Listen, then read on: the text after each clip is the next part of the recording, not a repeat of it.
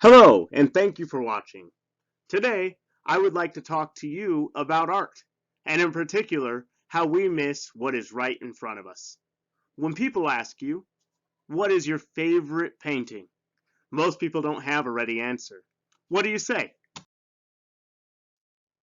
Do you look to the horizon for inspiration? Maybe you say, Starry Night by Vincent van Gogh. Maybe you love it. Or maybe you thought, it's the only thing I can think of. Either way, it's a good choice. It's incredibly famous, and most of you would have been able to name it even had I not written it there on the screen. Many have been inspired by the oil on canvas painting, and Van Gogh will be forever remembered for it. But what many people don't know is that this painting was drawn in an asylum. People thought he was crazy, and he wasn't famous until after he died. What else comes to mind? Perhaps one of the most famous paintings of all time.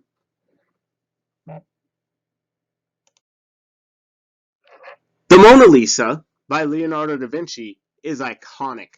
Much speculation has been made over the sitter's identity and her half smile. It broke from conventions of the time because the sitter faced toward the viewer. Surely it was an instant classic, right? Not at all. It actually only gained real fame after a heist.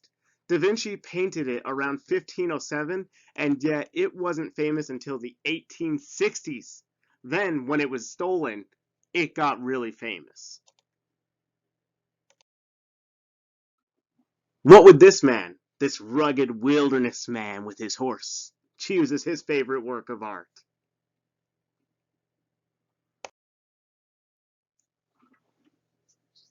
Perhaps the painting by Charles M. Russell, and I'm gonna try to say this right. Ropes and swift horses are surer than lead. Got it. Russell has been acclaimed as a master of figures in motion. His horses actually seem to move. Many of our greatest artists have been able to depict horses of majesty, of size, of monumentality, but Charlie's horses are seen in dramatic action, twisting or jumping with a life of their own.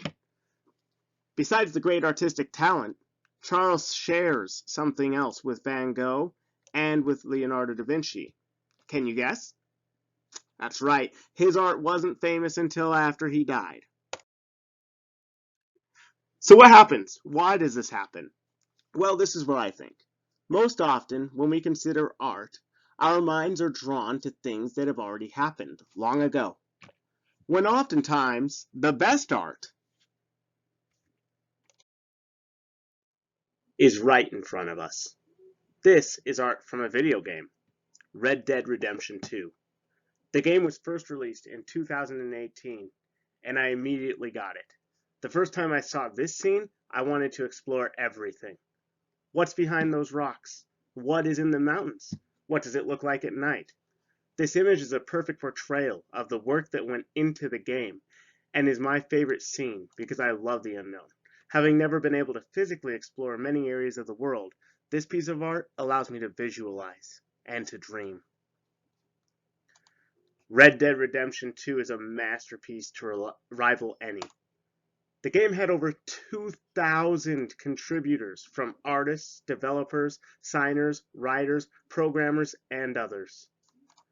The game was developed over the course of 8 years, and every detail of the scene in front of you was crafted to draw you in. You can't help but be left with a sense of wonder and adventure. This will be art that many consider just a game in our time, but in centuries, the awe that I feel from this scene may very well be remembered as a great work of art. The next time you are asked what your favorite piece of art is, remember the classics, but don't forget what is right in front of you. Thank you for your time.